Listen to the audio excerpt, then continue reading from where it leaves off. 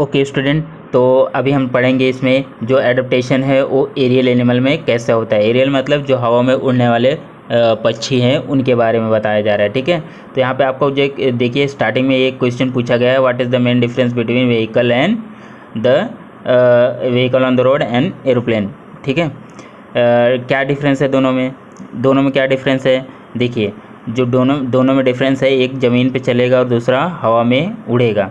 जो हवा में उड़ेगा ना उसकी शेप, उसका साइज़, सारी चीज़ें अलग रहेंगी। समझ गए ना। अभी बताता हूँ कैसे कैसे। देखो ये तो आपको समझ में आ गया, चलो ठीक है। अभी यहाँ पे देखो, जिस कोई भी पक्षी है उसका जो उसके अंदर का स्ट्रक्चर होता है ना, उसका बॉडी का जो बोन का होता है ना, वो हॉलो होता है। हॉलो मतलब खाली होता है, खोखला होता है। ठीक है, तो खोखला होने की वजह से उनका जो वेट होता है ना वो क्या होता है, काफ़ी हल्का होता है। और दूसरी बात, उनका जो शेप होता है ना वो एरोप्लेन के जैसा शेप होता है, ताकि वो हवा का जो रुकावट है वो उसको ना रोक पाए। समझ गए ना, समझ रहे हो ना। जैसे प्लेन होता है, प्लेन तो उसका देखो आगे का शेप कैसा होता है, ताकि वो हवा को चीरते हुए आगे निकल जाए। ठीक है, कम से कम जो एयर का फोर्स है ना उसके ऊपर कम से कम लगे। समझ रहे हो ना, समझ रहे हो ना। चलो अब देखो, पक्षी जो होते हैं वो हवा में उड़ते हैं जिनका बॉडी का वेट कम होगा, जिनकी बोन्स खोखली होंगी। ठीक है ना। अब जैसे मुर्गा है, ठीक है, वो नहीं ज़्यादा ऊंचाई तक नहीं उड़ पाएगा। क्यों? क्योंकि जो उसके बोन्स होते हैं वो खोखले नहीं होते हैं। समझ रहे हो ना। और जो बर्ड्स होते हैं जो हवा में काफ़ी ऊंचाई तक उड़ते हैं, उनकी जो विंग्स रहते हैं, उनके जो अंदर के जो बोन्स रहते हैं वो क्या रहते हैं, हॉलो रहते हैं, खोखले रहते हैं। समझ में आया। इसके लिए वो क्या करते हैं, ज़्यादा ऊंचाई तक उड़ सकते हैं। ठीक है ना, और उनका शेप ही इस हिसाब से बना होता है। अभी देखिए, जब पंछी को उड़ना रहेगा तो वो डायरेक्शन हवा की तरफ नहीं होगा। ठीक है, वो ऊंचाई पे जब उनको उड़ना रहेगा तो देखोगे तो वहाँ पे वो पंख फैला के रखेंगे और वो हवा के फोर्स की वजह से वो ऑटोमेटिक अपने आप ही हवा में उड़ते रहेंगे। जब उनको ज़मीन पे आना रहेगा तो उनको फोर्स लगाना पड़ेगा। जब ज़मीन पे उतरने से पहले आप देखोगे ना तो वो जो पंख है ना, वो पंखों का शेप वो चेंज करते हैं, जिससे हवा का फोर्स की वजह से वो जो ज़मीन से ना टकराएं। जैसे आप पैराशूट होता है ना, पैराशूट अगर कोई हवा में लेके उतरता है, ठीक है, कूद जाता है, तो जब ज़मीन पे आप पहुँचते पहुँचते वो क्या करता है, उसका डायरेक्शन चेंज करता है, ताकि वो हवा का जो फोर्स है वो कम से कम लगे। समझ रहे हो। और ताकि वो ज़मीन की तरफ हो उसका डायरेक्शन भी आए, यानी कि वो पैराशूट ज़मीन की तरफ आए। समझ गए हो। ठीक है, जैसे देखिए बहुत सारे जानवर है, जैसे बैट है। बैट देखो, उसका जो जो पीछे का पंख रहता है ना वो एक ही साथ उसकी बॉडी से अटैच रहता है, बराबर ना। मतलब वो एकदम सेपरेट नहीं होता है, बराबर। देखे हो ना, वो उसकी हेल्प से उड़ता है। समझ गए। ठीक है, अब हम अगला टॉपिक पढ़ते हैं हम। ठीक है, चलो चलो अगला टॉपिक क्या है, एडेप्टेशन इन रेप्टाइल्स। अब रेप्टाइल्स क्या होते हैं, रेप्टाइल्स मतलब जो ज़मीन पे रेंगने वाले जीव है ना उनकी बात हो रही है। ठीक है, ये इनको रेप्टाइल्स बोला जाता है। जैसे गार्डन लिज़ार्ड हो गए, क्रोकोडाइल हो गया, ठीक है ना। तो ये सब चीज़ें क्या है, स्नेक हो गया, टर्टल हो गए, ये सब क्या है, ज़मीन पर रेंगने वाले प्राणी है। टर्टल की बात छोड़ो, टर्टल तो पानी में भी रह सकता है, जैसे फ्रॉग है ना, सेम वैसा। ठीक है, वो दोनों जगह रह सकता है, तो वो हम बाद में डिस्कस करेंगे। ठीक है, तो यहाँ पे देखो रेप्टाइल्स की बात हो रही है। तो जो रेप्टाइल्स होते हैं ना उनके जो बॉडी मसल्स होते हैं वो इस हिसाब से बने होते हैं कि वो ज़मीन पर अच्छे से क्रीप करवाए, यानी वो चल पाएँ। समझ रहे हो ना।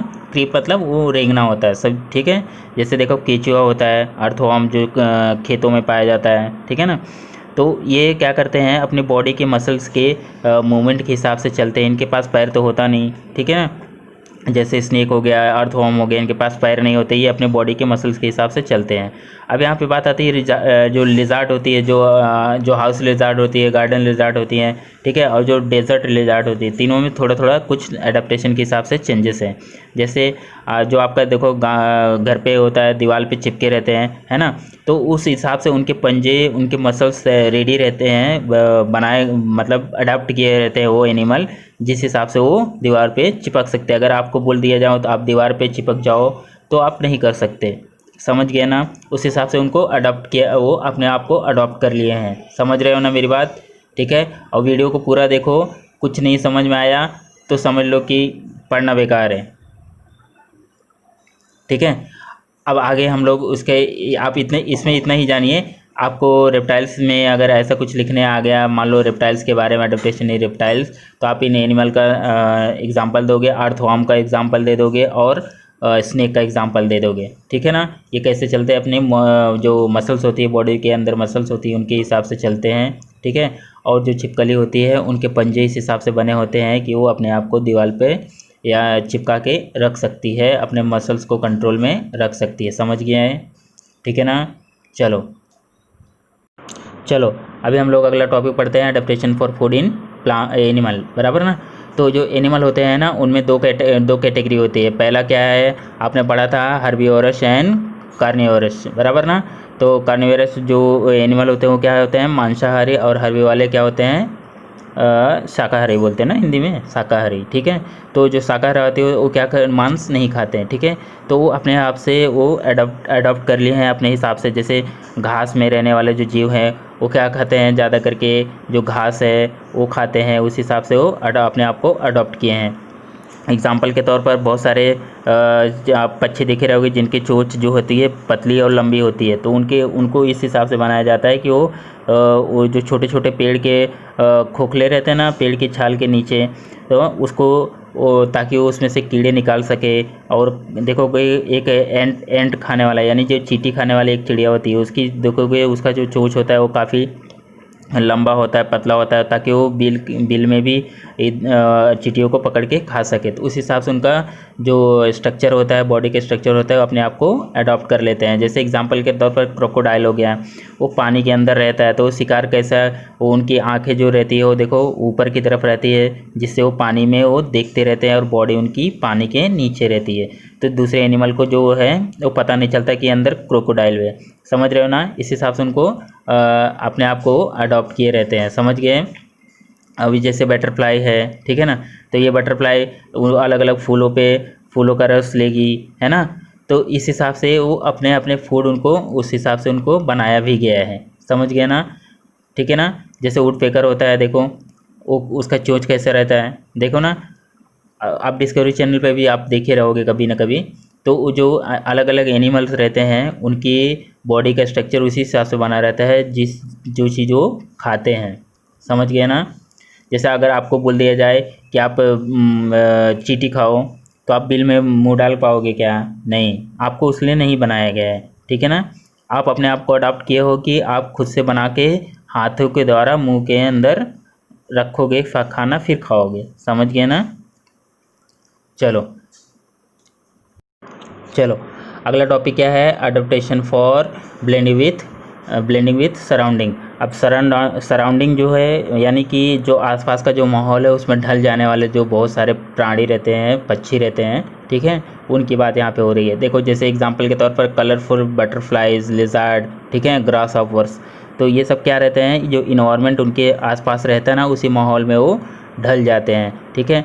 जो जंगल में अगर कोई प्लांट है, ठीक है, कहीं कोई स्टेम है, किसी पेड़ का तना है, लीव्स है, फ्लावर्स है, उसके हिसाब से वो अपने आप को, उनका जो ब्लड अंदर, जो स्किन के अंदर ब्लड रहता है ना, उस हिसाब से उनका जो कलर रहता है वो चेंज हो जाता है अपने माहौल के हिसाब से। अब इससे देखो कैसे, एग्जांपल के तौर पर आपने देखा होगा, ठीक है, जो ग्रास हॉपर होते हैं वो कैसे होते हैं, कलर उनका कैसा होता है, ग्रीन होता है। समझ रहे हो ना।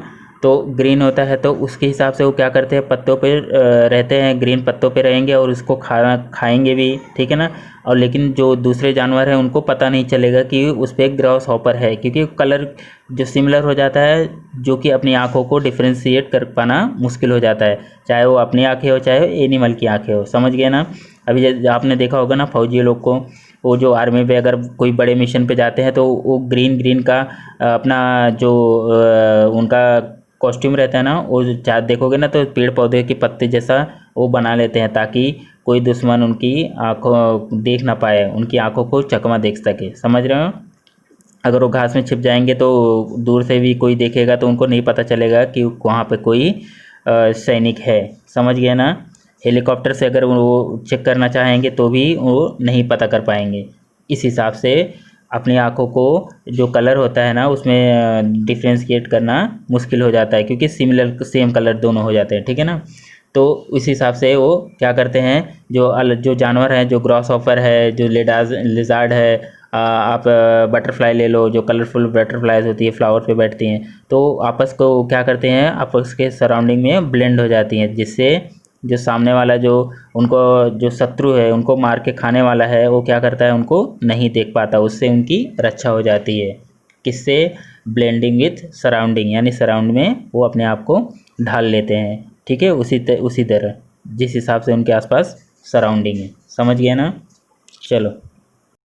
चलो यहाँ पे बात करते हैं हम लोग एक जो बहुत महान साइंटिस्ट है, जो प्लांट और एनिमल, जो उनको आप ऐसा बोल सकते हो प्लांट और एनिमल के विशेषज्ञ थे, साइंटिस्ट थे। तो ये जो डार्विन थे ना, ये बायोलॉजिस्ट थे, बराबर ना। इन्होंने बहुत सारी चीज़ों पे रिसर्च किया, बहुत सारे प्लांट पे रिसर्च किए, बहुत सारे एनिमल पे रिसर्च किए, उनका बिहेवियर देखे और उनका जो चेंजेस होता है क्या क्या कैसे कैसे सराउंडिंग के हिसाब से, वो सब चीज़ें स्टडी करके उन्होंने बहुत ही डिटेल में आपको जो क्लासिफिकेशन आप 8th स्टैंडर्ड में पढ़ोगे ना, तो उसमें भी बहुत सारे जो प्लांट है उनको अलग अलग डिवाइड किया गया है, क्लासिफिकेशन किया गया है। समझ गए?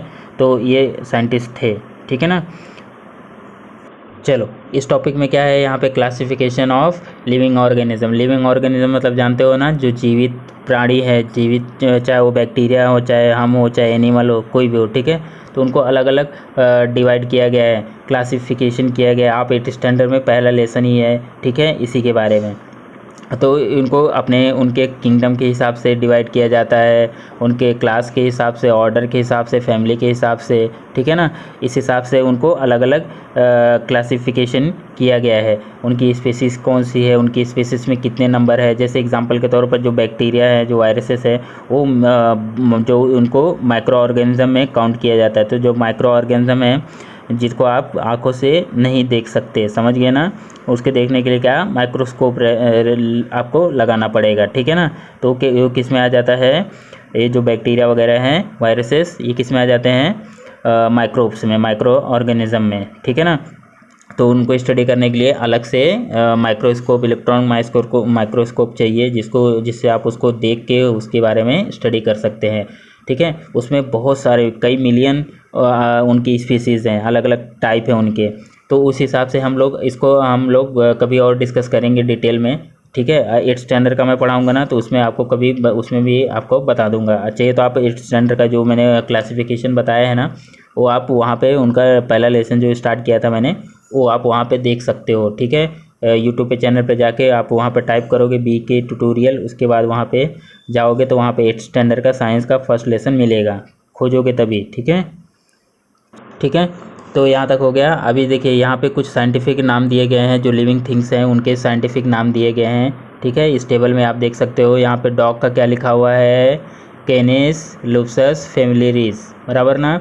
उसके बाद काऊ का क्या लिखा हुआ है, बॉस टोरस। ठीक है, इस हिसाब से अलग अलग नाम है। जैसे यहाँ पे हिबिस्कस का दिया हुआ है, हिबिस्कस रोजा सिनेसिस। ठीक है ना, तो इस हिसाब से आप जो साइंटिफिक नेम होते हैं थोड़े प्रोनाउंस करने में हार्ड होते हैं, लेकिन आपको सीखना पड़ेगा ही। ठीक है ना। अब यहाँ पे 29 अप्रैल को क्या हम लोग सेलिब्रेट करते हैं, वर्ल्ड फ्रॉग प्रोटेक्शन डे। ठीक है, इसमें क्या होता है कि आप फ्रॉग को मार नहीं सकते, उसको हार्म नहीं पहुँचा सकते, या कानून के उल्लंघन करने के बराबर है। समझ गए ना। ठीक है, अब यहाँ पे आते हैं क्वेश्चन आंसर। तो आपको देखो क्वेश्चन आंसर में ज़्यादा कुछ करना नहीं है अभी फ़िलहाल मैं बताऊँगा आपको। ठीक है, आपको यहाँ पे क्या करना है, वो सुनो। जो साइंटिस्ट है डार्विन, आपने देखा ना, अभी पढ़ा ना, वो जो आपका जो चार्ट बनाया गया है, वो चार्ट आप बनाओगे, जो आपको पिंक कलर में दिखेगा। ठीक है ना। ठीक है, वहाँ पे लिखा होगा, देखिए, डार्विन्स थ्योरी ऑफ इवोल्यूशन, बराबर ना। ठीक है, तो ये आप बनाओगे। ठीक है, केवल इतना ही काम करना है आज। ठीक है, ओके।